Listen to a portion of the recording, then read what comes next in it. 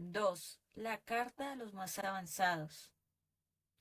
Habíamos estudiado en primera instancia las cartas doctrinales del apóstol Pablo, Romanos, Gálatas, Efesios y Colosenses, que son en las que se determina y se precisa con mucha claridad en qué consiste el Evangelio.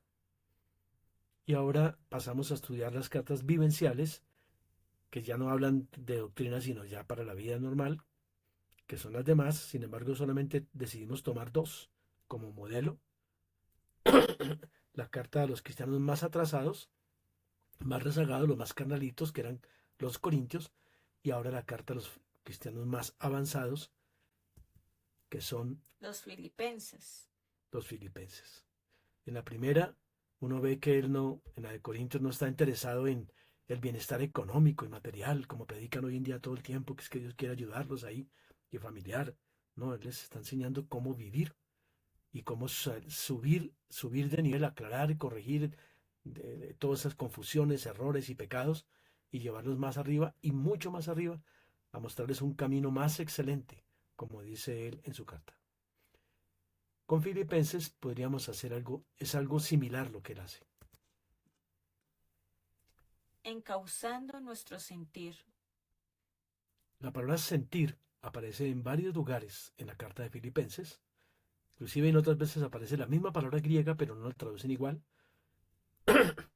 Quizás no es la traducción más indicada, sentir, sino es más bien como la orientación mental, como la mentalidad que tenemos, a qué le apuntamos todo el tiempo nuestra mente, nuestras metas, a dónde Como nuestro vamos, foco, ¿no?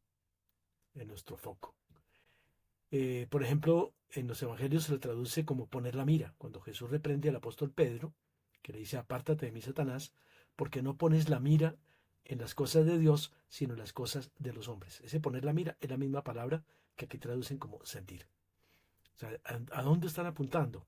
A las cosas de Dios, que es obedecerlo aún hasta la muerte, que era de lo que estaba hablando ahí Jesús, o como el enfoque humano, que es el de Pedro, que guiado por Satanás en este caso, que era simplemente no, yo no tengo que sufrir, a mí tiene que ir bien aquí en la tierra, ese tipo de cosas. Igualmente, en Colosenses ya lo hemos visto, que dice que pongamos la mira en las cosas de arriba y no las de abajo, las del cielo y no las de la tierra, y hagamos morir todo lo terrenal en nosotros. Ese es el mismo término que aquí traduce como sentir. Miremos entonces cómo hace Pablo con esos cristianos y cómo encausa en la mentalidad de ellos correctamente. 1. Encauzando el sentir del creyente hacia el sentir del discípulo. Sí, que no se queden solamente en lo del creyente, aunque repite un pedazo otra vez de lo que significa ser creyente, sino que es más allá. La fe verdadera es mucho más completa que la fe del creyente normal. O si no, no nos salvamos. Nosotros somos la circuncisión, los que en espíritu servimos a Dios y nos gloriamos en Cristo Jesús, no teniendo confianza en la carne. Aunque yo tengo también de qué confiar en la carne. Si alguno piensa que tiene de qué confiar en la carne, yo más. Circuncidado al octavo día, del linaje de Israel, de la tribu de Benjamín, hebreo de hebreos, en cuanto a la ley, fariseo, en cuanto a celo, perseguidor de la iglesia, en cuanto a la justicia que es en la ley, irreprensible. Pero, Uno. pero cuantas cosas eran para mi ganancia, las he estimado como pérdida por causa de Cristo. Dos. Y ciertamente aún estimo todas las cosas como pérdida por la excelencia de haber conocido a Cristo Jesús como mi Señor, por amor del cual lo he perdido todo y lo tengo por basura para ganar a Cristo y ser hallado en él, no teniendo mi propia justicia que es por ley, sino la que es por la fe de Cristo, la justicia que proviene de Dios por la fe. Bueno, ahí estaba diciendo que entonces la verdadera circuncisión no son los judíos la circuncisión física, sino la circuncisión del corazón, los que servimos a Dios en espíritu, gloriándonos en Él y no confiando en nuestra carne. Habíamos dicho que la carne no solamente son las áreas débiles nuestras, los pecados nuestros, las derrotas nuestras, sino también las virtudes nuestras.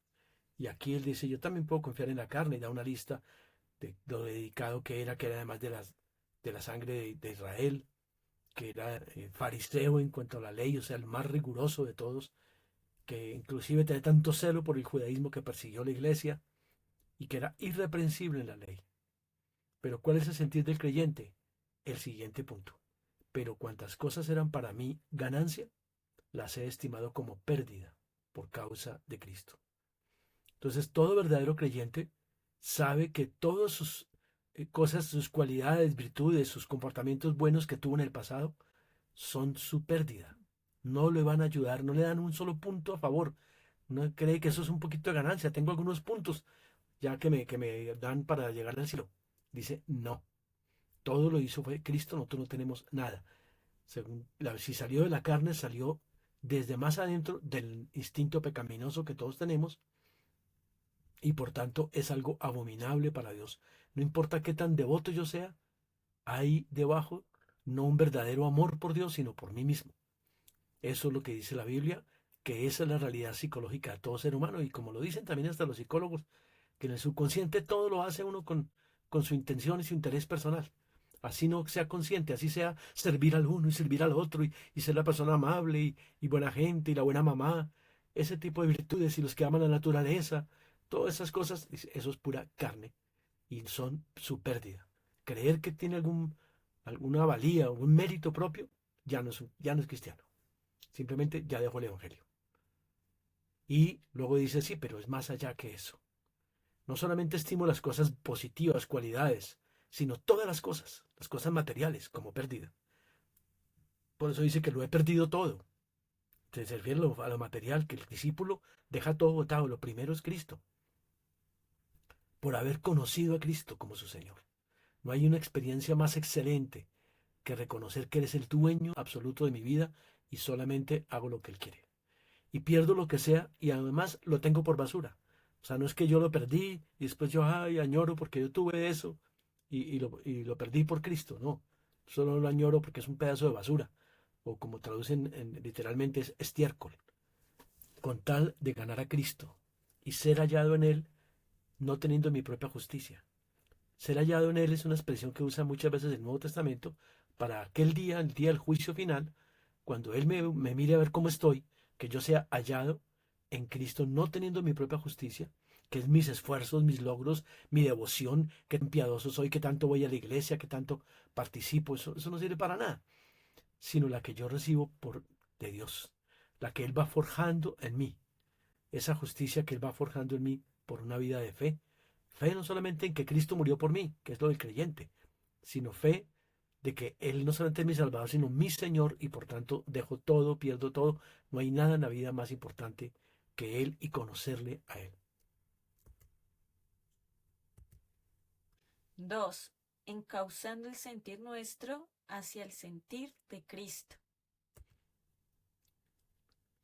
Haya pues en ustedes este sentir que hubo también en Cristo Jesús, el cual, siendo en forma de Dios, no estimó el ser igual a Dios como cosa que aferrarse, sino que se despojó a sí mismo, tomando forma de esclavo, hecho semejante a los hombres. Y estando en la condición de hombre, se humilló a sí mismo, haciéndose obediente hasta la muerte y muerte de cruz. Por lo cual también Dios le exaltó hasta lo sumo y le dio un nombre que es sobre todo nombre, para que en el nombre de Jesús se doble toda rodilla a los que están en los cielos y en la tierra y debajo de la tierra, y toda lengua confiese que Jesucristo es el Señor, para gloria de Dios Padre. Bueno, ahí nombra otra vez el sentir que tuvo Cristo Jesús. ¿Y qué diferencia al que se enseña hoy por hoy? Dice, Él no estimó el ser igual a Dios como cosa que aferrarse, sino que se despojó a sí mismo. O sea, no estar buscando nuestra posición, lo que tenemos, nuestra sabiduría, nuestra erudición, nuestra plata, nuestra fama, lo que sea. Es despojarnos de eso y tomar forma de esclavo. O sea, hay dos formas en la Biblia ahí. La forma de Dios y la forma de esclavo. Dios es el que manda en todo. Y nosotros debemos tener la forma de esclavo. Y no de creer que tenemos que mandar, como pasa hoy por hoy en el evangelio que se predica hoy por hoy. Dice, y además de eso se humilló a sí mismo haciéndose obediente hasta la muerte y muerte de cruz. Ese es el sentir que el Espíritu Santo nos dice que debemos desarrollar nosotros. el estar agachados, humillados, obedientes como esclavos del Señor. Pero hoy en día no, el sentir es lo que sucedió después, que Dios lo exaltó hasta lo sumo, le dio un nombre que es sobre todo nombre y le puso como el Señor. Y ellos y los cristianos de hoy en día se sienten que ellos son el Señor, porque ellos son los que ordenan, declaran, decretan, porque ellos ya tienen toda autoridad sobre toda cosa y lo que ellos ordenen se va a cumplir. Es un sentir totalmente opuesto, el sentir satánico que le dijo el diablo a Eva: seréis como dioses. Eso es lo que están haciendo hoy por hoy. Usted se siente ya como Dios que da las órdenes. Y la Biblia dice lo contrario. Usted tiene que sentirse es como esclavo que obedece las órdenes. A eso es que debemos acercarnos siempre a Dios. No a exaltarnos más allá de lo que no nos corresponde, porque no lo somos, no somos nada. 3. Encauzando el sentir nuestro hacia la madurez espiritual.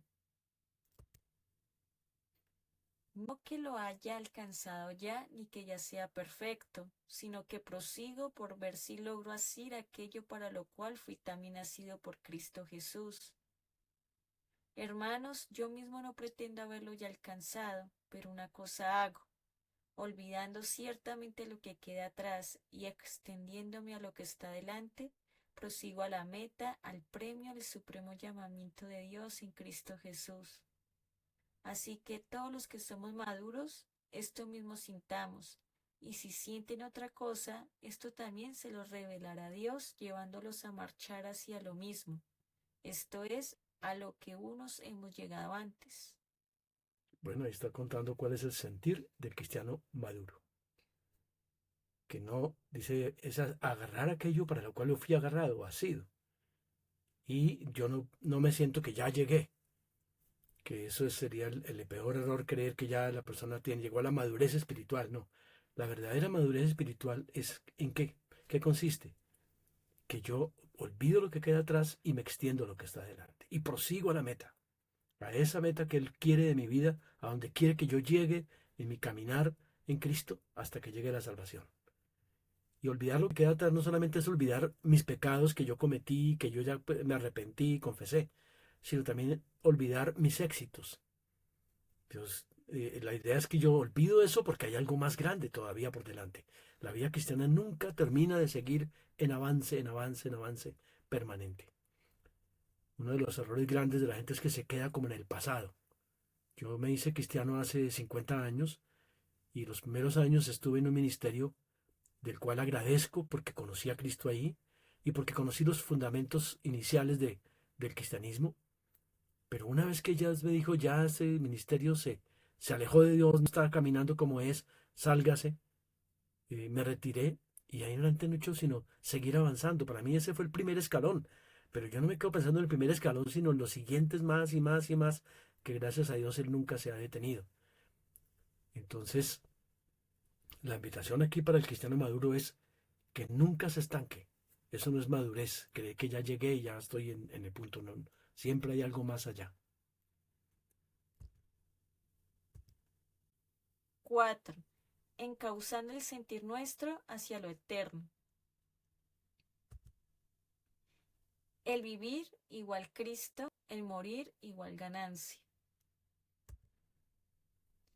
Quiero que sepan, hermanos, que las cosas que me han sucedido han redundado más bien para el progreso del Evangelio, pues 1.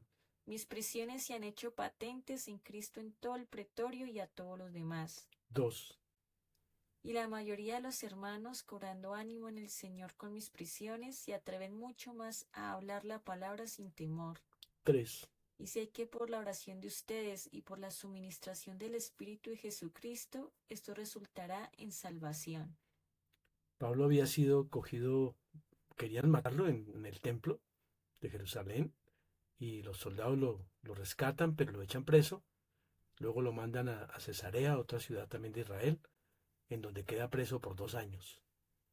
Y, y nada, que lo sueltan a pesar de que no tenían nada de que acusarlo de forma concreta y verdadera. Sin embargo, él dice que eso ha redundado es para el progreso del Evangelio, que no importa. Uno, porque mucha gente más ha conocido de Cristo a través de eso. 2, porque los que ya eran cristianos volvieron a coger aliento y comenzaron a predicar la palabra sin temor. Y 3, que por la oración de ellos y por la suministración del Espíritu, eso va a resultar en salvación, o sea, más salvación. Esos dos puntos de atrás son para más salvación. Lastimosamente la Reina Valera traduce, esto resultará en mi liberación, pero ese mi no existe en el idioma original, por tanto no se refiere a la de él, y tampoco liberación, sino la salvación, que es que muchos conozcan, porque viendo la cárcel de él y los juicios que le han hecho, y dos, y que muchos se animen a seguir predicando. Pero el pasaje continúa hablando más cosas, el mismo Filipenses. Conforme a mi anhelo y esperanza de que nada seré avergonzado, antes bien con toda confianza, como siempre, ahora también será magnificado Cristo en mi cuerpo, o por vida o por muerte. Porque para mí el vivir es Cristo y el morir es ganancia. Pero si el vivir en la carne resulta para mí en beneficio de la obra, no sé entonces qué escoger, porque de ambas cosas estoy puesto en estrecho, teniendo deseo de partir y estar con Cristo, lo cual es muchísimo mejor, pero quedar en la carne es más necesario por causa de ustedes. Entonces, la primera frase sí que la he escuchado de algunos cristianos que dicen, no, es que yo sé que en nada sería avergonzado. Pero no es así nomás, dice, mi anhelo y mi esperanza es de que nada será avergonzado, porque para mí el vivir es Cristo y el morir ganancia. Es para aquel que no le importa morir. Aparentemente Jesús murió avergonzado en la cruz, pero murió con la cara en alto, con la seguridad de lo que está haciendo, y tanto que los que lo vieron morir dijeron, este es el Hijo de Dios. Hasta el ladrón de al lado vio que él iba a reinar, a pesar de que aparentemente moría fracasado.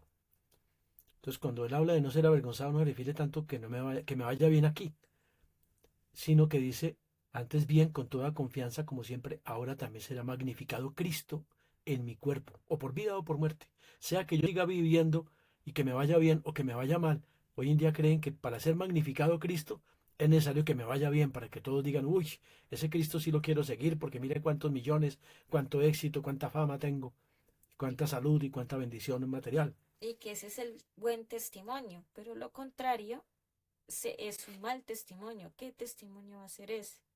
Dicen Eso, por ahí. eso es lo que dicen hoy en día. ¿Qué testimonio es que a usted le vaya mal?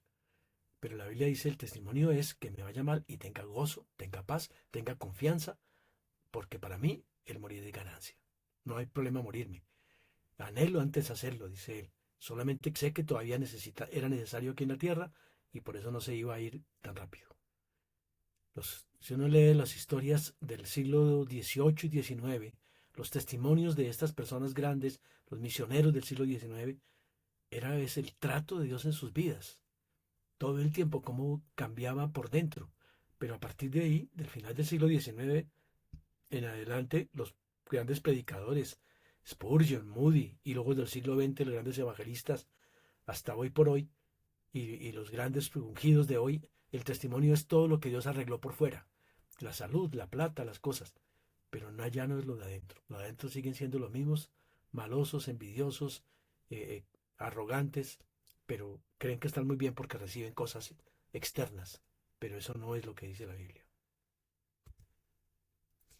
Compórtense pues como es digno el Evangelio de Cristo, para que sea que vaya a verlos o que esté ausente, oiga de ustedes que están firmes en un mismo espíritu, combatiendo unánimes por la fe del Evangelio, y en nada intimidados por los que se oponen, que para ellos ciertamente es indicio de perdición, pero para ustedes indicio de salvación, y esto de Dios, porque a ustedes les es concedido a causa de Cristo, no solo que crean en Él, sino también que padezcan por Él. Bueno, entonces dice, a la luz de eso, Pablo sigue hablando, pónganse ustedes a combatir por la fe, por no perder esa fe, porque las circunstancias de afuera hacen que la fe le trastabilla a uno cuando no le funciona como quieren. Hoy en día creen que la fe es porque yo logro conseguir los milagros y las cosas, pero la fe de Pablo no, es que aunque yo me muera, eso no tiene problema. La gloria sigue para Cristo. Y dice, y aunque haya gente que se opone y persigue, dice, no se preocupen porque eso es un indicio de perdición, pero para ustedes es un indicio de salvación. O sea que no hay problema en la oposición y las matanzas y cosas, eso significa que estamos bien. Y dice claramente al final la frase más hermosa que aplica para la iglesia de hoy. A ustedes les es concedido a causa de Cristo. Ese conceder, es un derivado o es la raíz de donde viene la palabra gracia. O sea, les dado por gracia a ustedes, no solo que crean en Él, sino también que padezcan por Él. O sea que el padecimiento no es algo malo, es lo terrible, que es lo que hoy en día se enseña, sino que es lo normal. Si usted es un verdadero creyente, sepa lo que también se le va a dar el otro privilegio, la otra bendición, la otra gracia, padecer por Él.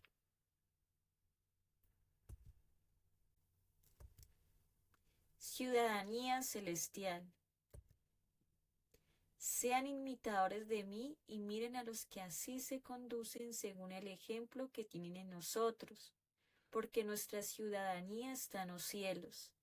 Pero aún hay muchos de los cuales les dije muchas veces, y aún ahora lo digo llorando, 1, que son enemigos de la cruz de Cristo, 2, que tienen como su Dios el vientre, que adoran al Dios de sus deseos. 3, que ostentan como su gloria lo que es su vergüenza, 4, que solo piensan en lo terrenal. por tanto, El fin de los tales será perdición. ese pasaje es bien, bien lamentable. Él dice, imítenme a mí y a los que sí se conducen igual. Que es lo mismo que el apóstol Pedro decía, que el ADN nuestro cuando nacimos de nuevo es un ADN eternal y que debemos es desear como niños recién nacidos la leche consecuente, hay traducción espiritual, la leche consecuente, la no adulterada. La leche que es adulterada me habla de lo terrenal, la no adulterada me habla de lo celestial. Y esa es la leche que debemos desear, los que hablan de eso y viven eso. Dice, lamentablemente dice, porque hasta llorando lo digo, que todavía hay muchos en la iglesia que son enemigos de la cruz de Cristo. O sea, no quieren padecer, no quieren soportar la cruz. Para ellos la cruz es lo peor que les puede pasar. Y luchan por no tenerla. Que tienen como su Dios el vientre. O traducen en otras versiones que adoran al Dios de sus deseos. Como el genio de la lámpara maravillosa de la fábula de Aladino. Que es un Dios para que les provea todos los deseos que quieran. Porque Él es el Todopoderoso para dar deseos. Y hoy en día, porque el vientre significa eso, lo que está adentro de mí, lo que yo quisiera, lo que yo anhelo. O sea, que están ahí los dos elementos grandes del Evangelio de Cristo, ¿no? Negarme a mí mismo y tomar mi cruz. Pero ellos no quieren tomar su cruz y además no se niegan a sí mismos. Es todo el tiempo buscando cómo satisfacerse a sí mismos en lo que ellos quieren, no en lo que Dios diga. Y precisamente por eso es que ostentan como su gloria lo que es su vergüenza. Entonces, mire que tuve plata, mire que conseguí empleo, que conseguí casa, que conseguí todo eso, es su gloria. No, lo que deberían era más bien, mire cuánto doy, mire cuánto Dios me ha enseñado a ser generoso, a soltar lo que tengo, mire cuánto Dios me lleva a tener la cruz. Y me gozo y tengo paz y tengo seguridad de que Él sabe por qué me permite lo que me permite y no me afano. Esa es la verdadera fe. Ellos tienen la fe es de que consiguen cosas y esa no es la fe que la Biblia plantea. Dice que solo piensan en lo terrenal. Esa palabra piensan es la misma palabra que traduce aquí como sentir, como poner la mira. O sea, ¿cuál es su mentalidad? Lo terrenal. Ese es los cristianos que él está lamentando y llorando que existen. Existían en esa época todavía muchos y en esta época prácticamente son todos. Lamentablemente estamos en una iglesia totalmente perdida. El fin de los tales será perdición. Esa es la frase que Dios dice, el Espíritu Santo dice hoy para ustedes, los cristianos que están todavía pensando y orientados mentalmente a lo terrenal, que no quieren la cruz, que quieren solo sus deseos y que creen que conseguir cosas, esa es su gloria. Esa es su verdadera evidencia de que tienen fe, porque consiguieron milagros y bendiciones materiales. 5. Encauzando la fe nuestra. Por nada estén afanosos y no sean conocidas sus peticiones delante de Dios en toda oración y ruego con acción de gracias. Y la paz de Dios, que sobrepasa todo entendimiento, guardará sus corazones y sus pensamientos en Cristo Jesús.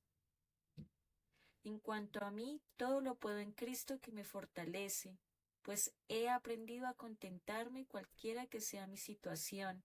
Sé vivir humildemente y sé tener abundancia. En todo y por todo estoy enseñado, así para estar saciado como para tener hambre, así para tener abundancia como para padecer necesidad.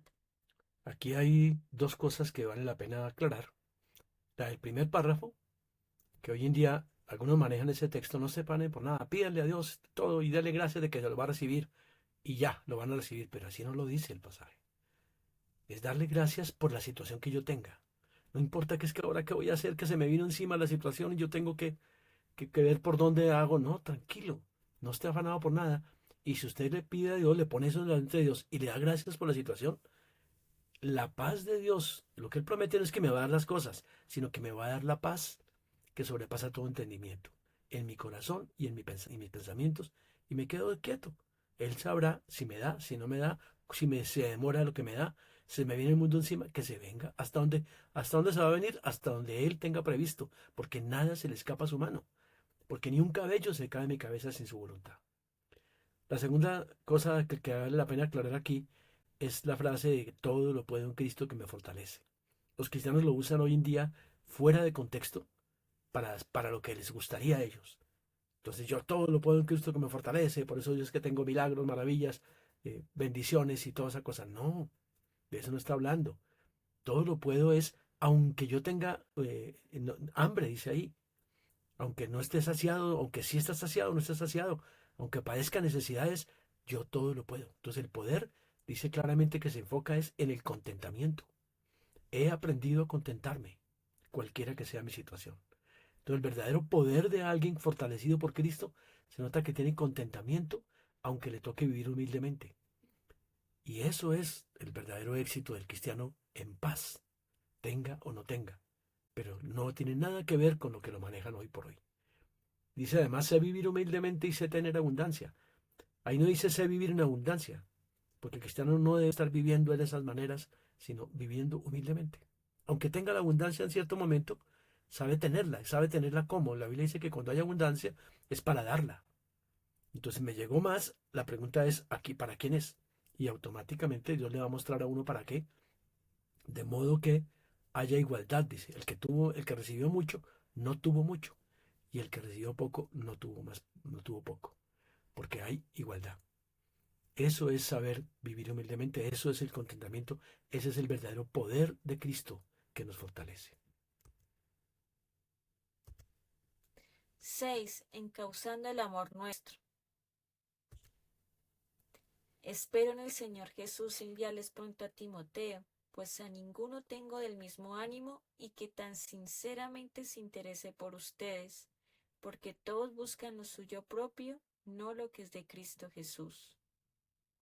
Qué lamentable, ¿no? Que dentro de todos están buscando lo suyo propio. Es lo más triste que es una definición exacta del cristianismo de hoy, no lo que es de Cristo Jesús. Y ese es y dice que se interese tan sinceramente por ustedes. Por tanto, si hay alguna consolación en Cristo, si algún consuelo de amor, si alguna comunión del Espíritu, si algún afecto entrañable, si alguna misericordia, completen mi gozo sintiendo lo mismo, teniendo el mismo amor, unánimes sintiendo una misma cosa. Nada hagan por rivalidad o por vanagloria, antes bien con humildad, estimando cada uno a los demás como superiores al mismo, no mirando cada uno por lo suyo propio, sino cada cual también por lo de los otros. Y aquí repite la frase de arriba, mirando cada uno por lo suyo propio. Allá también buscando lo suyo propio. Sino que allá dice lo de Cristo Jesús y aquí en cuanto al segundo amor, el amor al prójimo, por lo de los otros. Entonces hay gente que dice que sí ha recibido consolaciones de Cristo, que sí tiene comunión con el Espíritu y lo mencionan a cada rato. Pues si eso es verdad, si hay algún afecto entrañable, alguna misericordia, sientan lo mismo. Otra vez usa el mismo término del sentir. Teniendo el mismo amor, unánimes, sintiendo una misma cosa. Y nada hacerlo por rivalidad o por vanagloria. Y vaya uno a mirar cómo hacen los ministerios hoy por hoy, y es por rivalidad y vanagloria. Siempre está en la competencia con el otro pastor porque se está creciendo mucho y también tengo que apurarle para no quedarme, o por vanagloria para mostrar cuánto tengo. Y eso lo ve uno todo el tiempo y cuando uno habla con ellos se da cuenta de que no hay humildad real. que no estiman a los demás como superiores a sí mismos, sino que no, soy yo el importante, yo tengo que buscar usan los dones del Espíritu para volverse importantes y tener mucha gente, pero no para la bendición de los demás. Dice que es mirando lo de los suyos. Hay más cositas que hablar del tema, pero del amor, pero dejaremos para más adelante. Entonces, en resumen, Filipenses en ningún momento está enseñando a la gente el evangelio de hoy por hoy, de, de las bendiciones materiales y de las sanidades y de los milagros y de todo lo que ellos quieren. Y todo lo contrario, en la ocasión en que lo mencionó con llanto, con dolor, no con aplausos. Así es, así es. Y ahí se ve entonces el sentir que Dios quiere que llevemos en cada uno de estos puntos. Ojalá lo meditemos cuidadosamente y examinemos nuestra vida a la luz de eso, si vamos bien encausados o nos hemos salido del Evangelio verdadero.